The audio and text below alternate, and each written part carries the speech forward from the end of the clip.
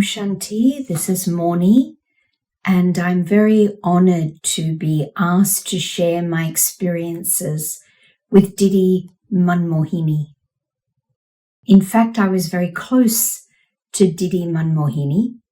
She asked me to come to see her every morning after class, and I used to sit by her feet to listen to the Murli, which was really wonderful because she was a great student. She always carried her notebook to class and used to take her notes in a question and answer format. And very obedient, very disciplined child of Baba. And she was known, in fact, as the controller in the yagya. What this meant was that she upheld the disciplines and the principles and really shone out as an example of those. But she really was, I would say, like a protector of the yagya. And this is how we protect the yagya, by being examples, by following all the disciplines and the principles. She's missed in this role because we know in an organization that the people who sit in the heart of the organization hold a very big responsibility to uphold the principles of this clan, of this wonderful community that we have created together, the yagya. But besides being the controller, in fact, Didi Nirmala said that many of the sisters were a little bit afraid of Didi because she was strict and a very good teacher. So they were very little bit afraid. But for the double foreigners, perhaps because she didn't have to play that role, we all found her to be very funny, light, playful, and very mischievous. In fact, we used to go for a walk with Daddy Prakashmani, and Didi Manmohini. After lunch, we would walk down to Naki Lake. And Didi would take us on this walk. She walked very fast, in fact, even though she had a limp. And what we used to do on the way, we would play a game where we threw stones through a hole that had formed in a big rock. So this was the little game we played. One day when I was walking along, I felt something hitting my back and I was looking to see what could that be. And I caught Didi Manmohini throwing stones at my back in a playful manner.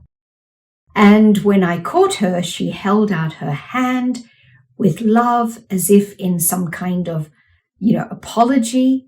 But when I went and took her hand, she grabbed my hand and threw me. And I thought, oh my gosh, she is really mischievous. And she wasn't young. She must have been at least in her late 60s at that time.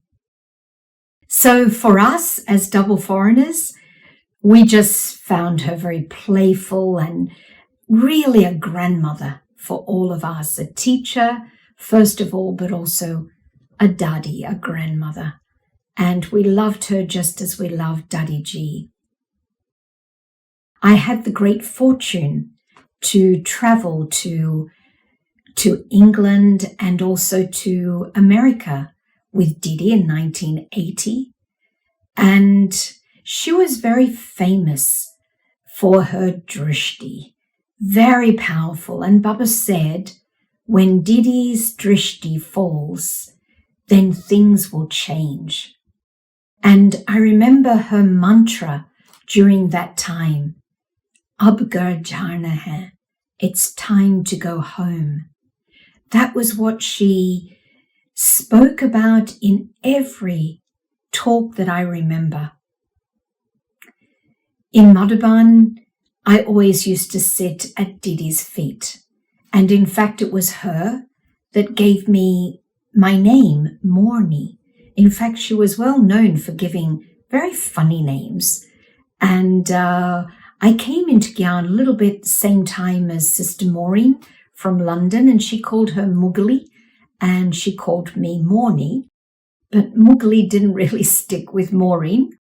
So I kept the name Morni so that we didn't get confused as to who was being called.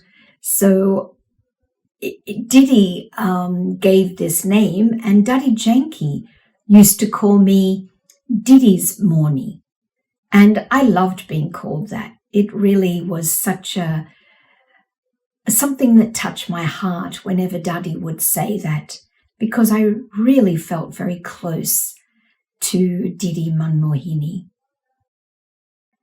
She's very missed, she's very loved. And as with all of our seniors, she cannot be replaced. There was only one Didi, just as there was only one Daddy. They were so close. They were just, as we used to say, one soul with two bodies. They always used to consult each other before taking a decision. There was such a great unity that carried forward into the whole family. So I feel very fortunate to be able to have witnessed this. And just before closing, let me tell you one more very funny experience.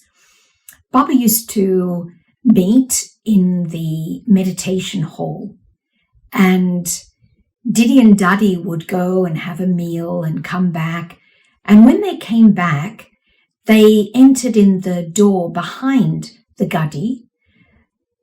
I think it was Didi that sat first on the floor behind Baba, cross-legged, and Daddy sat on her lap. And I was sitting on the sofa, and they called me. They called me to come and sit on their lap. So the three of us were sitting behind Baba as Baba was meeting souls and just kind of playing in the corner. And I could see on Baba's face that he knew what these naughty children were up to, but he continued with his work. And it was such a sweet, such a funny experience to have with these daddies. So this is the character.